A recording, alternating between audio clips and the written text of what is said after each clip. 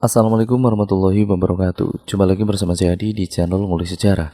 Dan pada video kali ini saya akan kembali lagi membacakan suatu kisah misteri yang kali ini masih tetap berjudul Semua Jadi Tumbal Karena Dendam part yang keempat, yang sekaligus menjadi part terakhir dari keseluruhan alur ceritanya. Yuk, daripada kita lama-lama, daripada kita penasaran juga bagaimana akhir dari kisah ini, mari kita langsung saja menuju ke ceritanya ya teman-teman. Perhatikan baik-baik karena ceritanya akan segera saya mulai. Oh ya, gunakan earphone terbaik kalian ya teman-teman, agar kalian mendapatkan kualitas audio yang jauh lebih baik. Yuk langsung saja kita mulai ceritanya.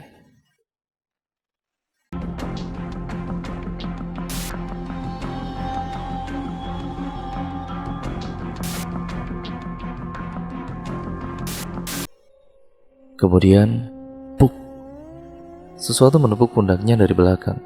Reni kembali melihat sosok hitam itu berdiri persis di depannya. Lalu ia pun mencoba untuk menghampiri sosok itu. Saat Randy tengah melangkah, kakinya tidak sengaja menginjak ranting kayu. Karena kaget, Randy pun langsung mencari tempat sembunyi di balik pohon agar Bu Rumi tidak mengetahui keberadaannya.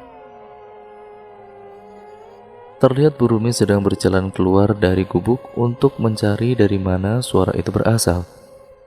Randy kebingungan, lalu ia mencoba untuk mencari tempat sembunyi yang lain. Randy melihat pintu belakang gubuk itu terbuka, lalu ia pun masuk ke dalamnya. Ia bersembunyi di balik tumpukan jerami. Di sana pun, ia juga melihat Bella terbaring dan masih tidak sadarkan diri. Sementara Bu Rumi masih berada di luar gubuk untuk mencari asal suara tadi. Tidak lama kemudian, Bu Rumi kembali masuk ke dalam gubuk itu. Randy yang tengah bersembunyi di balik tumpukan jerami itu pun mencium aroma tidak sedap. Bau apa sih ini? Batin Randy sambil menahan rasa mualnya. Kayak bau bangkai ya? Bu Rumi pun kembali keluar gubuk. Entah apa yang sedang dilakukannya itu. Terdengar suara orang tengah mencangkul di depan gubuk. Randy semakin dibuat penasaran dengan apa yang akan dilakukan Bu Rumi itu. Randy melihat dari dalam celah-celah gubuk dan melihat Bu Rumi tengah mencangkul seperti ingin menguburkan sesuatu. Ia juga melihat banyak kuburan-kuburan lain yang posisinya sejajar. Di samping kuburan itu pun juga ada pohon besar. Saat itu pun, Randy tiba-tiba teringat akan cerita yang pernah diceritakan Mela. Walaupun katanya cuma mimpi, tapi ternyata itu benar adanya. Apa ternyata selama ini adalah petunjuk? Randy bertanya-tanya kepada dirinya sendiri. Bau yang sempat ia cium kali ini semakin menyengat. Bau apa sih ini? Batin Randy sambil melihat sekelilingnya. Ia kembali melihat sahabatnya yaitu Bella yang terbaring di samping tumpukan jerami itu. Sementara Bu Rumi masih berada di luar gubuk. Randy pun mendekati Bella untuk melihat kondisinya lebih dekat. Bel, ternyata lo di sini. Aku sama yang lain bingung mau cari lo di mana lagi, Bel. Maafin aku ya, Bel. Randy mencoba untuk membangunkan Bella tapi masih tidak sadarkan diri juga. Ia juga memikirkan sebuah cara agar ia dan juga Bella bisa pergi dari gubuk itu. Ningsi kembali menuju ke rumahnya. Di sana ia melihat Mela pingsan dan tidak sadarkan diri bersama Niko dan Ari. Ningsi merasa kasihan kepada mereka. Tubuhnya menjadi lemas lalu ia pun terjatuh ke tanah seakan menyesali perbuatannya. Maafin Ningsi. Ningsi udah jahat kepada kalian, ucap Ningsi lirih menahan rasa tangisnya. Ningsi, anakku, Bapak. Muncul seorang laki-laki berdiri di hadapannya Ningsi. Laki-laki itu adalah almarhum bapaknya, yaitu Pak Rusdi. Maafkan bapakmu ini, nak. Maafkan bapakmu ini yang tidak pernah membuatmu merasakan apa itu sebuah kebahagiaan. Bapak, Ningsi rindu bapak, ucap Ningsi lalu berdiri untuk memeluk bapaknya itu. Jangan tinggalin Ningsi lagi, Pak. Ningsi kesepian di sini. Ningsi, Tiba-tiba suara itu berubah menjadi orang lain. Ningsi pun melepas pelukannya. "Pak Handoko," ucap Ningsi terkejut. Wajah Pak Rusdi berubah menjadi Pak Handoko, almarhum ayahnya Mela. Ningsi pun meminta maaf kepada Pak Handoko dengan apa yang telah ia lakukan kepada Mela dan juga yang lainnya itu. "Pak Handoko, maafkan Ningsi. Ini semua karena Ibu Ningsih. Dia yang melakukan semua ini, Pak," ucap Ningsih menangis dan berbicara terbata-bata. "Kamu tidak salah, Nak. Ayah yang salah. Maafin ayah selama ini." "Ayah? Maksud Pak Handoko apa?" tanya Ningsih kebingungan. Pak Handoko pun membisikkan sesuatu kepada Ningsih. Tidak lama setelah itu, Ningsih pun langsung pergi meninggalkan Pak Handoko dan masuk ke dalam rumahnya. Ia langsung menuju dan juga memasuki kamar ibunya untuk mencari apa yang telah dibisikkan oleh Pak Handoko tadi. Ningsih mencoba mencari sebuah kotak kecil yang terkubur di bawah tanah ranjang kamar itu. Ia pun menggeser ranjang itu dan mulai mencari di mana letak kotak itu dikuburkan. Akankah Ningsih menemukan kotak kecil itu? Sebenarnya, apa yang telah dibisikkan oleh Pak Handoko kepada Ningsih tadi? Apakah ada rahasia yang selama ini disembunyikan? "Mel, bangun," ucap Niko membangunkan Mela yang masih tidak sadarkan diri. Mereka semua berada di suatu tempat yang menyeramkan. Kanan dan kiri mereka dikelilingi makam tua yang rimbun, serta langit yang memerah diselimuti kabut tebal. "Niko, Ari," celetuk Mela yang bangun dari pingsannya. "Ini kita di mana?" "Aku juga nggak tahu, Mel," jawab Niko. "Aku rasa ini bukan dunia kita," saut Ari sembari menatap sekelilingnya. "Sepertinya aku tahu tempat ini," kata Mela, lalu berdiri untuk melihat dan memastikan kembali tempat itu. "Nick, lo ingat aku pernah cerita tentang makam tua dan pohon besar?" "Iya Mel, aku ingat.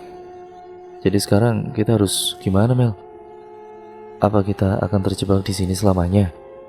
Kita semua ikuti arah jalan ini," ucap Mela sambil menunjuk jalan yang diapit oleh kedua makam yang saling berjajar seperti jalanan setapak. Mereka semua mengikuti arah jalan itu. Mereka kesulitan melihat jalan karena keadaan yang sangat gelap dan berkabut. Ditambah lagi cuaca yang sangat dingin menusuk tulang. Saat tengah berjalan mencari arah, tiba-tiba langkah mereka terhenti. Mereka mendengar suara teriakan yang sangat keras persis di belakangnya. "Mel, itu suara apa, Mel?" tanya Ari dengan wajah yang sangat panik. "Siji nyawa bakal ilang soko kowe kabeh." Setelah mendengar suara itu, mereka semua lari tak tentu arah. Mereka juga melihat mayat-mayat yang tergantung di atas pohon seperti menyebut kedatangan mereka. Kali ini Mela bersama sahabatnya itu berada di situasi yang pernah ia mimpikan sebelumnya. Hingga tibalah mereka di suatu tempat yang berbeda. Tempat itu sedikit terang seperti ada cahaya di dalamnya. Mereka semua melihat gubuk kecil yang di sampingnya ada pohon yang sangat-sangat besar. "Mel, sekarang ini itu kita di mana lagi? Aku juga nggak tahu, Nick. Tolong aku, tolong aku." Terdengar suara wanita meminta tolong dari arah gubuk itu. Mereka bingung apa yang seharusnya mereka lakukan. Salah satu dari mereka, Ari, memberanikan diri untuk memasuki gubuk itu. Ari mulai membuka pintu itu secara perlahan. Setelah pintu yang terbuat dari bambu itu terbuka, tubuh Ari lemas dan langsung jatuh ke tanah begitu saja. Mela dan juga Niko yang melihat Ari terjatuh pun langsung mendekatinya. Wajah mereka semua kaget dan sangat histeris. "Bella!" teriak Mela dengan sangat kerasnya. Mereka semua melihat Bella tengah menangis ketakutan, dikelilingi banyak pocong yang sangat menyeramkan. Mela pun menghampiri Bella dan langsung menariknya untuk dibawa keluar gubuk itu. Mela dan juga Bella berpelukan sambil menangis sejadi-jadinya. "Mela, aku takut Mel, aku pengen pulang," ucap Bella menangis di pelukan Mela.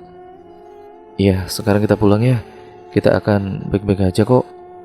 Mela mencoba untuk menenangkan sahabatnya itu. Tiba-tiba dari belakang mereka ada sekumpulan mayat hidup tengah menghampiri mereka. Mereka semua sangat ketakutan dan bingung harus bagaimana lagi. Hingga saat itu juga Mela melihat sosok hitam itu kembali muncul dari tengah-tengah mayat itu. Sosok hitam itu menghampiri Mela. "Papa," ucap Mela terkejut setelah sosok hitam itu muncul dari hadapannya.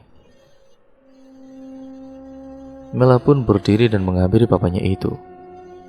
"Papa, Mela rindu Papa. Jangan tinggalin Mela lagi, Pak," ucap Mela menangis di pelukan papanya itu. "Nak, sudah saatnya kamu kembali ke duniamu. Maafkan papamu ini, nak. Setelah ini kamu akan mengetahui semuanya. Sekarang kamu harus cepat kembali dan selamatkan semuanya." "Papa mau kemana, Pak?" Di sisi lain, Mela juga melihat ketiga sahabatnya sedang bersama mamanya yang bernama Bu Sinta. Mereka semua sedang berjalan menuju pohon besar samping gubuk itu. "Ikuti mamamu, cepat." "Tapi kan Pak, Mela masih rindu Papa." "Waktumu tidak banyak nak, tidak lama juga. Anakmu akan mati," ucap salah satu dari mayat-mayat itu. Pak Handoko pun tiba-tiba saja menghilang dari hadapan Mela, dan mayat-mayat itu pun semakin mendekatinya. Mela pun langsung pergi dan mengikuti ketiga sahabatnya bersama mamanya itu. "Mama," ucap Mela memeluk mamanya. "Anakku Mela, kamu anak yang hebat. Mama bangga sama kamu. Mama, Mela rindu sama Mama. Mama sama Papa juga rindu sama kamu, nak. Sekarang bukan waktunya lagi untuk bersedih. Sudah waktunya kamu bersama temanmu untuk kembali." Mereka semua berada di balik pohon besar samping gubuk itu. Di sana ada lubang yang cukup besar yang dikelilingi asap putih. "Kalian semua lompatlah. Waktu kalian tidak lama lagi." Mayat-mayat hidup itu semakin mendekati mereka semua. Bu Sinta pun telah menghilang dari hadapan mereka semua. "Mel, akankah kita bertemu kembali?" ucap Bella kepada Mela dengan penuh kesedihan. "Semua akan baik-baik saja. Percaya sama aku ya." Tanpa berpikir lama lagi, mereka semua pun lompat ke dalam lubang itu. Setelah mencari letak di mana kotak itu dikuburkan, akhirnya Ningsi pun menemukannya. Karena penasaran apa isi di dalam kotak itu, ia pun langsung membukanya. Ningsi melihat foto ibunya waktu pernikahan dulu. Tapi anehnya, ibunya tidak menikah dengan Pak Rusti, bapaknya, melainkan dengan Pak Handoko, papanya Mela. Di dalam kotak itu pun, Ningsi juga melihat foto orang tua Mela dan boneka dari jerami. Ia pun menyadari bahwa ibunya lah yang telah melakukan semua itu dan mencelakakan semua orang. Tapi ia masih dibuat kebingungan. Kenapa ada foto pernikahan ibunya dengan Pak Handoko? Kira-kira apa yang akan terjadi setelah ini? Akankah semua rasa penasaran Ningsi akan terjawab? Setelah Mela dan juga yang lainnya memasuki lubang yang berada di alam goib, akhirnya mereka semua pun sadarkan diri. Mereka semua selamat. Hanya saja Mela kebingungan karena Bella tidak bersama mereka lagi. Ari yang melihat Mela kebingungan pun penasaran dengan apa yang tengah Mela pikirkan itu. "Kamu kenapa, Mel?" tanya Ari sambil memegang pundak Mela yang sedang kebingungan. Bella di mana?" "Bella mungkin sudah sadar, Mel. Hanya saja dia tidak bersama kita di sini," ujar Niko meyakinkan Mela.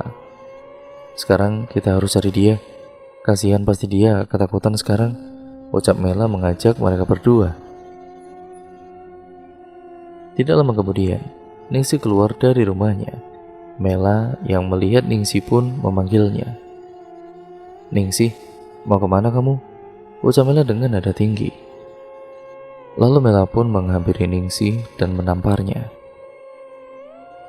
"Plak, emang anjing kau Ningsi. Mel, maafin aku ya. Aku nggak bermaksud mencelakai kamu ataupun yang lainnya. Apa? Hah? Apa? Jelas-jelas kamu bekerja sama dengan ibu kamu untuk mencelakai kita semua. Aku nggak nyangka sama kamu, Ningsih. Tega-teganya kamu melakukan semua ini, saut Ari. Ari, tolong percaya sama aku ya. Kita udah kenal lama dari kecil. Aku yakin kamu pasti tahu. Aku nggak mungkin ngelakuin ini semua dengan sengaja. Ternyata selama ini adalah ulah ibumu, termasuk kamu. Kalian semua percaya ya sama aku. Sekarang lihat ini. Ningsih menunjukkan semua isi yang ada di dalam kotak kecil itu.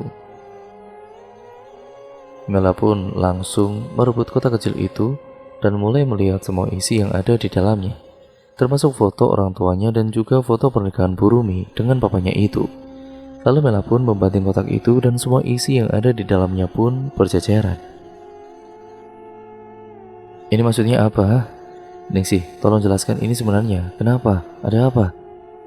Mel, tolong percaya sama aku ya. Aku nggak tahu, Mel.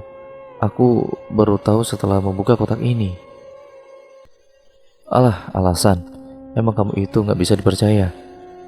Niko, Ari, mending kita pergi cari Bella daripada harus berurusan dengan orang munafik dan sok baik ini. Mela sangat marah dan kecewa kepada Ningsih. Mereka pun langsung pergi meninggalkan Ningsih begitu saja. Aku tahu ini semua dari papamu, Mel, ucap Ningsih di belakang mereka. Mela pun terhenti langkahnya. Papa aku. Tadi papa aku sempat datang ketika aku sama mereka berada di alam lain. Iya, Mel. Sebelum papamu menghilang, dia juga sempat bilang, maafkan ayahmu ini, tapi aku gak ngerti apa yang papa kamu maksud. Ningsih menceritakan semua kejadian yang telah terjadi. Ia juga memberitahu kalau dirinya memukul Niko dan Ari itu bukan karena dirinya sendiri, melainkan perintah dari ibunya. Apa ternyata selama ini Ningsih adalah anak dari papa kamu, Mel? Celetuk Niko menebak-nebak. Nggak mungkin, tegas Mela. Niko pun mengambil kembali foto yang sempat dibuang oleh Mela. Lihat ini, di sini terlihat Burumi menikah dengan Pak Handoko, papa kamu. Apa ternyata selama ini Burumi ingin balas dendam kepada keluargamu, Mel? Ujar Ari. Kalaupun iya, kenapa Bella yang harus menanggung ini semua dan kenapa baru sekarang? Mereka semua dibuat kebingungan dengan apa yang telah terjadi. Tiba-tiba Ningsih pergi dan masuk kembali ke dalam rumahnya itu. Sebentar, Mel. Tidak lama setelah itu Ningsih pun kembali menghampiri mereka bertiga. Mel, lihat. Selain kotak, aku juga menemukan kain kafan yang bertuliskan nama-nama orang yang telah meninggal akhir-akhir ini. Dan ini juga ada tali yang dililitkan di kain kafan itu. Apa semua ini ada kaitannya dengan pocong dan mayat waktu itu, Mel? Celetuk Niko. Maksudnya apa? Kalian tahu sesuatu? Tanya Ningsih kebingungan. Jadi gini, akhir-akhir ini aku selalu mendapatkan penglihatan dan gangguan dari mereka. Setelah melihat ini, aku percaya ternyata ini semua ada sangkut pautnya dengan ulah ibumu. Ucap Mela menegaskan semuanya. Jadi sekarang kita harus gimana? Tanya Ari. Kita harus menemukan Burumi dan juga mencari tahu apa tujuan dia sebenarnya. Tapi Mel, Bella gimana? Saut Niko. Aku yakin Bella pasti bersamanya. Ningsih, kamu tahu kemana ibumu pergi? Maaf ya Mel, aku gak tahu ibu pergi kemana. Tapi aku tadi terakhir kali bertemu dia itu di hutan dekat pemakaman. Kalau tidak, kamu tahu gubuk yang ada pohon besar? Aku tahu, Mel. Waktu itu aku pernah pergi mengikuti ibu dari belakang, tapi setelah itu ibu melarang aku agar tidak datang ke sana lagi, karena kata dia tempat itu sangat angker. Jadi, kamu tahu kan di mana gubuk itu? Ia tahu, tidak jauh dari tempat pemakaman. Setelah mendengarkan Ningsih, mereka pun semua pergi untuk mencari di mana letak gubuk dan pohon besar itu berada. Suasana menjadi sangat tenang dan malam semakin larut. Kabut tebal menyelimuti perjalanan mereka, ditambah lagi angin yang sangat kencang sekali. Randy masih bingung bagaimana caranya agar dia bersama Bella bisa pergi dari gubuk itu. Saat Randy tengah kebingungan, tiba-tiba saja ada suara yang berbisik di telinganya. Semua akan segera berakhir. Randy kaget dan saat itu juga ia melihat Bella mulai menggerakkan tangannya tengah memegang Randy. Akhirnya setelah sekian lama Bella pun sadarkan diri. Randy sangat senang dan langsung memeluknya. "Ren, ini kita di mana?" tanya Bella yang masih lemas itu. "Kita sekarang di gubuk, Bel. Ceritanya panjang. Yang terpenting sekarang kita harus cepat-cepat pergi sebelum Burumi kembali masuk ke gubuk ini." "Mela sama Niko di mana? Aku juga nggak tahu mereka di mana. Yang pasti mereka semua sedang mencari lo juga. Sekarang kita harus cepat-cepat pergi dari sini. Ayo, aku bantu pelan-pelan. Apa perlu aku gendong?" "Makasih, aku bisa sendiri kok. Tapi agak susah, soalnya kacamataku hilang." Setelah Bella terbangun, mereka pun langsung pergi meninggalkan gubuk itu. Saat ingin melangkah, kaki Bella tidak sengaja menjatuhkan tumpukan jerami yang ada di sampingnya itu. Mereka berdua terkejut, karena di balik jerami itu ada tulang belulang dan satu mayat yang pernah mereka lihat sebelumnya di rumah Mela waktu itu. Ternyata bau busuk yang sangat menyengat tadi berasal dari tulang-tulang mayat dan juga mayat yang tengah tergeletak di balik jerami tersebut. Tanpa berpikir lama-lama lagi, Randy pun mengabaikan dan tidak mau ambil pusing. Ia langsung mengajak Bella untuk segera pergi dari tempat itu. Mereka berdua pergi dengan melewati belakang gubuk itu. Langkah demi langkah penuh kehati-hatian mereka lakukan agar Burumi tidak curiga. "Bel, kenapa bau busuk itu masih ada ya? Padahal kita kan udah keluar dari gubuk itu," tanya Randy terheran-heran. Tidak lama, tidak ada jawaban apapun dari Bella. Sedangkan Randy masih memperhatikan sekitar untuk memastikan semuanya aman. "Ayo Bel, kita harus lebih cepat lagi," ucap Randy menggandeng tangan Bella. "Bel, kenapa tangan kamu dingin dan berair?" Randy pun menoleh ke belakang dan melihat keadaan Bella. Randy terkejut melihat yang bersamanya bukan Bella, melainkan mayat yang pernah ia lihat bersama si Niko itu di hutan sebelumnya. "Lepaskan tali leherku." Randy pun langsung pergi dan meninggalkan mayat itu. Ia kaget dan sangat ketakutan. Randy kembali menuju gubuk. Di sana ia masih melihat Bella tengah duduk menangis ketakutan. "Bella, kamu bukannya tadi?" Bella hanya menggelengkan kepalanya sambil menangis di hadapannya. Lalu terdengar suara entah dari mana asalnya. "Gawat, Burumi, Bel, kita harus cepat pergi dari sini. Ayo." "Gak bisa, Ren, gak bisa," jawab Bella sambil menangis. "Kenapa, Bel? Kalau lo masih lemas, aku bisa gendong lo kok."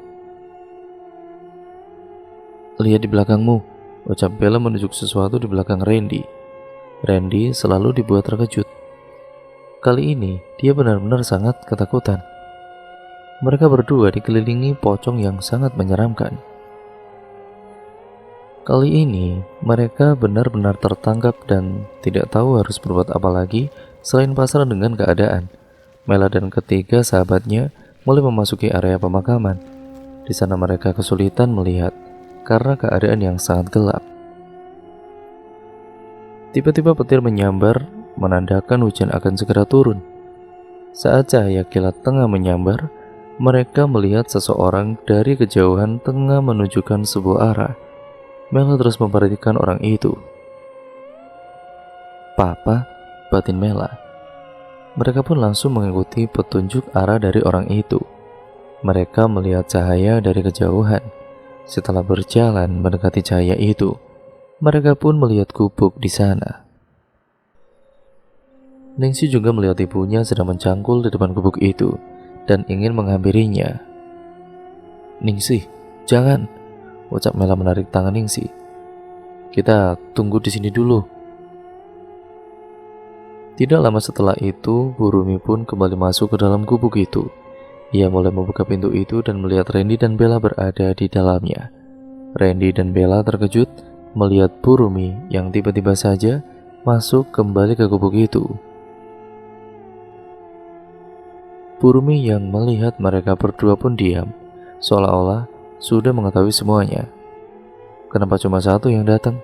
Yang lain kemana? Purumi tertawa dengan wajahnya yang membuat mereka semua itu ketakutan. Shh, jangan takut. Kebetulan saya sudah membuat tempat yang sangat aman dan tentram di depan. Akan ada pesta besar sebentar lagi. Purumi, tolong jangan apa-apakan kami, ucap Randy memohon di hadapan Purumi. Namun Purumi tidak menggubrisnya.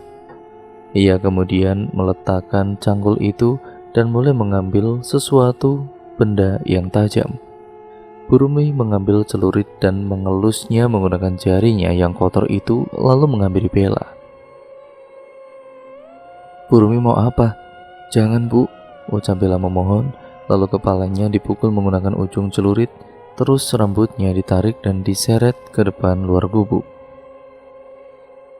Dengan posisi Bella yang terbaring dan kepala yang terangkat oleh tangan Purumi, ia juga mendekatkan celurit di leher Bella, hingga Randy ini tidak tahu harus berbuat apa lagi. Sini mendekat nak Randy, ucap Purumi tersenyum kepada Randy. Mela dan juga yang lainnya yang melihat itu semua pun langsung dengan cepat menghampiri mereka. Purumi terlihat kaget dengan kedatangan mereka bersama anaknya yaitu Ningsih. Ningsih, ucap Purumi terkejut. Ternyata Randy sudah menemukan Bella. Pantas lama, batin Nico. Purumi pun melepaskan dan mendorong Bella hingga masuk ke dalam lubang galian Purumi itu.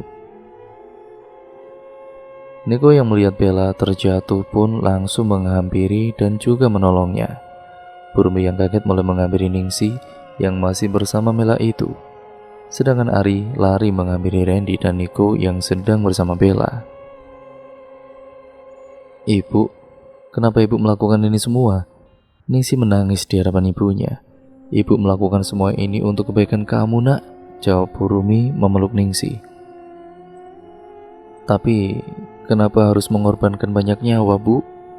Purumi menjelaskan kepada Ningsih bahwa selama ini dia melakukan semua itu untuk membuatnya bahagia dan mendapatkan semua kekayaan. Ia melakukan ritual tumbal nyawa kepada warga desa untuk mendapatkan semua harta di desa itu.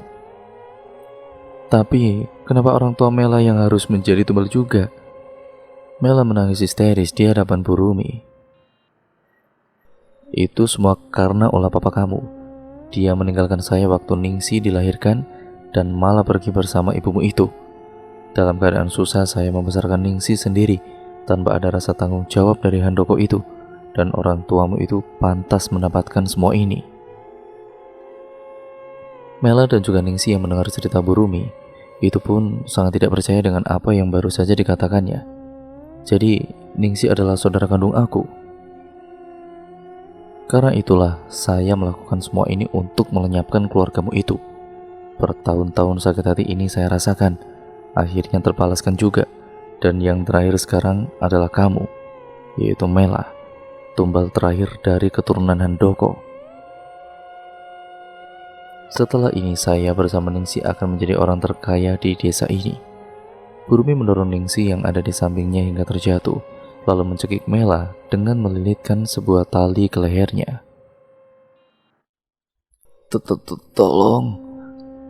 Tolong Purumi, lepaskan, ucap Mela kesulitan berbicara karena lilitan tali itu. Tiba-tiba saja petir menyambar dan hujan turun dengan derasnya. Pocong-pocong dan mayat itu pun muncul mengelilingi mereka semua. Akhirnya, setelah sekian lama semua akan terjadi, kita akan bahagia Ningsih. Penderitaan ini akan segera berakhir. Kita akan kaya, ucap Purumi bahagia. Pocong dan juga mayat itu adalah korban-korban tumbal Purumi sebelumnya. Dan Mela adalah tumbal terakhir dari ritual itu. Terima kasih Ningsih, kamu telah membawa Mela ke sini.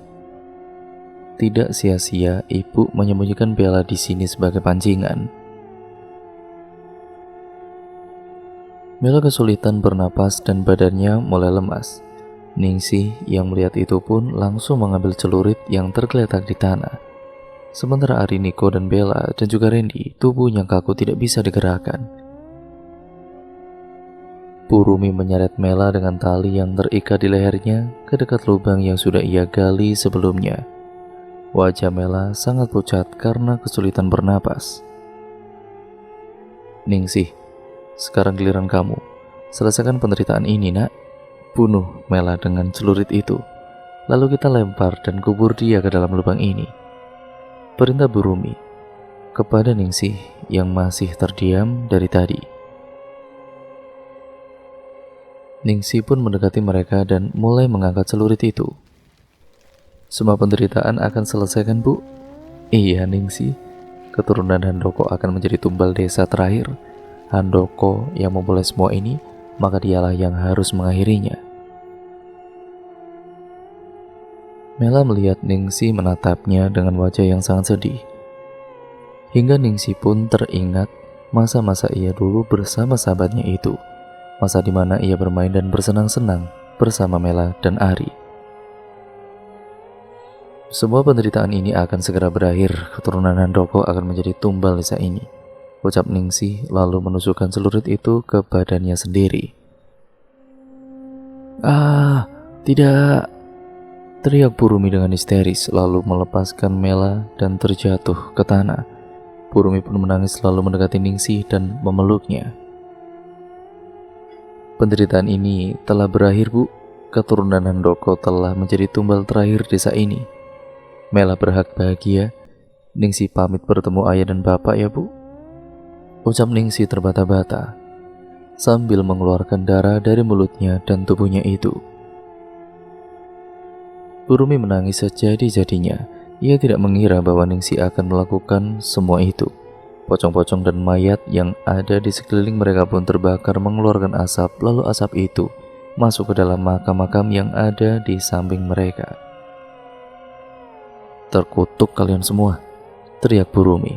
Tiba-tiba kaki Burumi diseret oleh makhluk yang menyeramkan masuk ke dalam lubang galiannya sendiri dan terkubur hidup-hidup, sampai mengeluarkan api yang sangat besar hingga membakar pohon besar di sampingnya.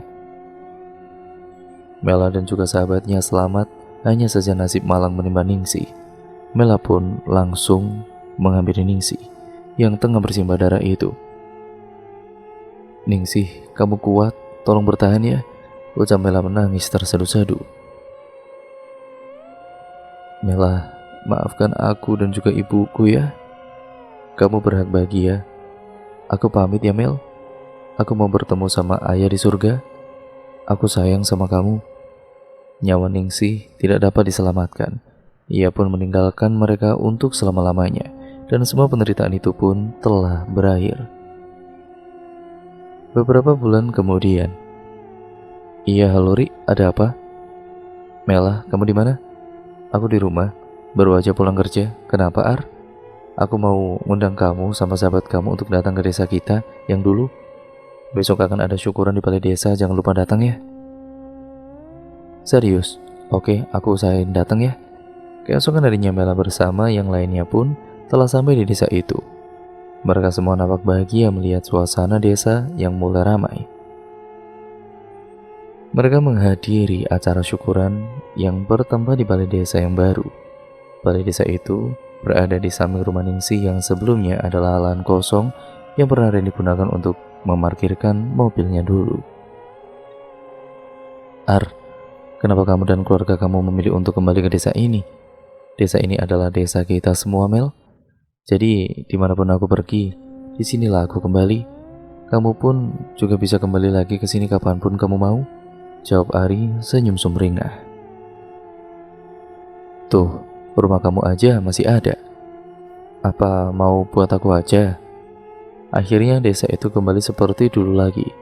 Beberapa warga mulai kembali ke rumahnya masing-masing dan beraktivitas seperti biasanya. Di saat semua orang tengah mengobrol dan menikmati makanan yang ada, Mela melihat orang tuanya dari kejauhan sedang tersenyum kepadanya. Ia juga melihat Ningsih di samping orang tuanya itu. Mela pun ikut tersenyum dan bahagia melihat mereka semua. Dan cerita pun akhirnya selesai sampai di sini ya teman-teman. Bagaimana menurut kalian cerita kali ini? kalian harus tonton part pertama sampai part akhirnya, karena cerita ini sangat-sangat bagus dan banyak sekali pembelajaran yang dapat kita ambil dari cerita kali ini. Jangan lupa untuk kalian like, komen, dan share sebanyak-banyaknya, karena itu membantu channel ini menjadi channel yang jauh lebih baik. Jangan lupa subscribe, nyalakan tombol lonceng notifikasinya, agar kalian tidak ketinggalan video terbaru selanjutnya dari channel ini, dan cerita-cerita menarik selanjutnya dari channel ini juga. Karena dengan itu, kalian akan mendapatkan notifikasi video terbaru selalu dari channel ini. Sekian ya teman-teman, semoga kalian dapat mengambil hikmah dan juga pembelajarannya. Yang baik kalian ambil, yang positif kalian ambil juga, yang buruk kalian buang jauh-jauh. Jadikan itu sebagai pembelajaran untuk kita semua agar kita menjadi manusia yang jauh lebih baik. Sekian dan terima kasih ya teman-teman. Kurang lebihnya mohon maaf apabila banyak salah kata ataupun narasi saya mungkin kurang jelas dalam membacakan ataupun membawakan narasi dalam video kali ini. Saya mohon maaf yang sebesar-besarnya. Terima kasih. Video ini saya akhiri ya teman-teman. Sampai berjumpa di video terbaru selanjutnya. Wassalamualaikum warahmatullahi wabarakatuh.